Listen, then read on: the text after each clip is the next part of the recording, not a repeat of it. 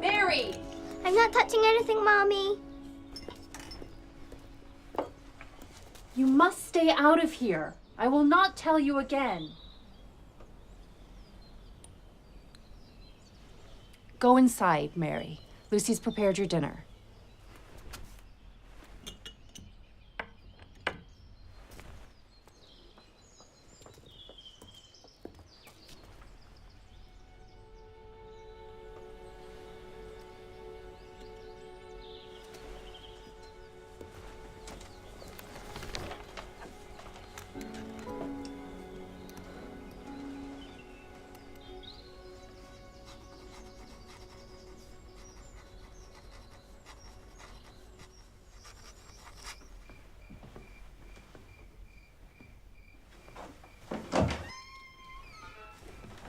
Alicia, the experiment, it went quite as expected.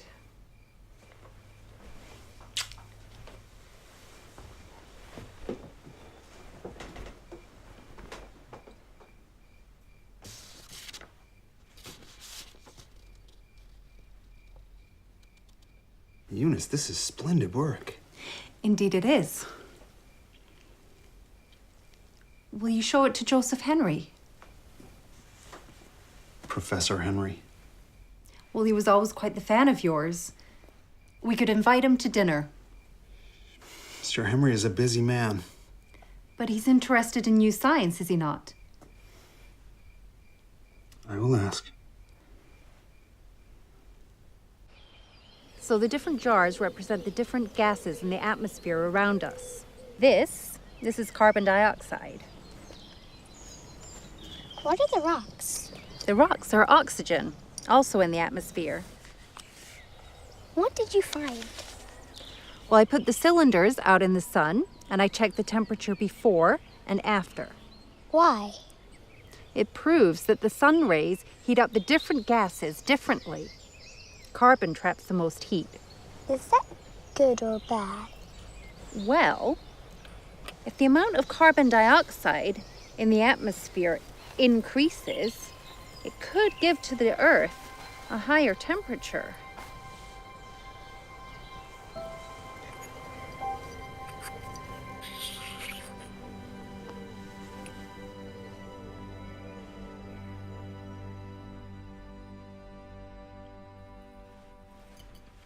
You should have seen the old boy. Trousers round his ankles, and not a clue in the world. Sir Henry, I was reading about your convention. Ah, I must confess that I'm here with a motive. If you have been working on your mathematics again, there's always a place for you. Well, I'm afraid my full attention has been focused on my legal work. I have been doing some research, sir, in the realm of meteorology. Meteorology. Fascinating, is it not? Could I have some more wine, please? Most fascinating. You really must keep up with your mathematics, a man of your intelligence. You can't hide in a patent's office dealing with other people's ideas when you have so many ideas of your own. Don't be shy.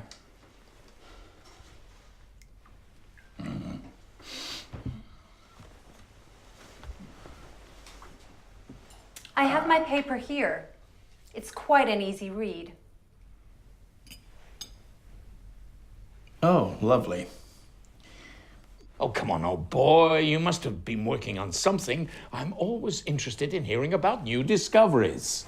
With all due respect, Sir Henry, I am trying to tell you about a new discovery this minute. Eunice.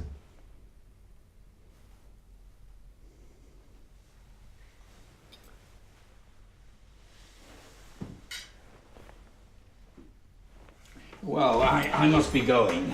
Thank you for a lovely evening. Well, I do hope we've not made you feel uncomfortable, Sir Henry. Not at all, not at all. Sir,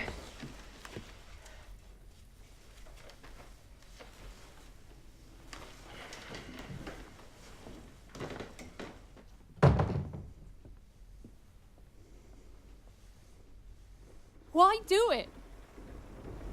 Why allow me to fill my head with ideas? Why talk to me like a scientist, like an equal? You are my equal. Joseph Henry is a difficult man who believes in tradition. He is just a man. You're a coward.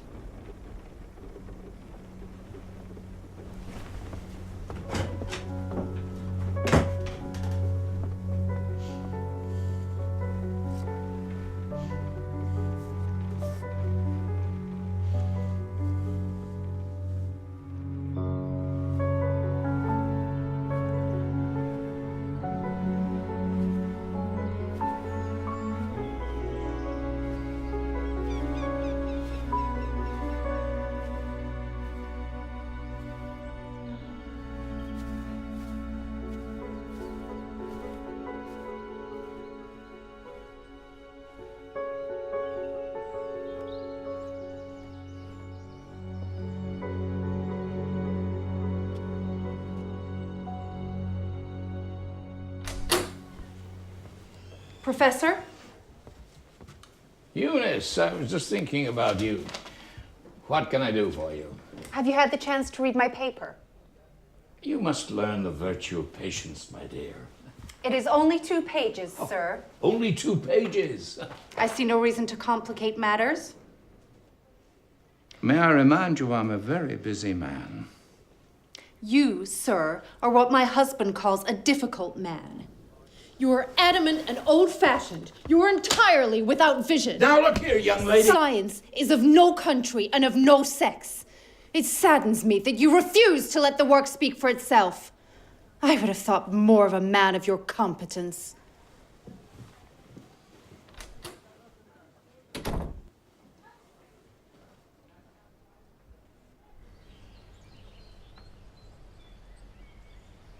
She's going to make quite the scientist one day.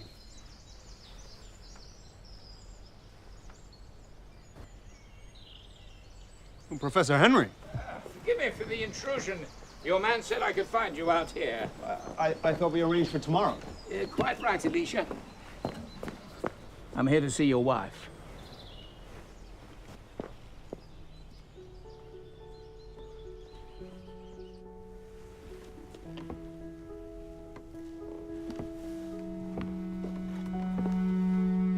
My investigations have had for their object to determine the different circumstances affecting the thermal action of the rays of the sun. In diameter.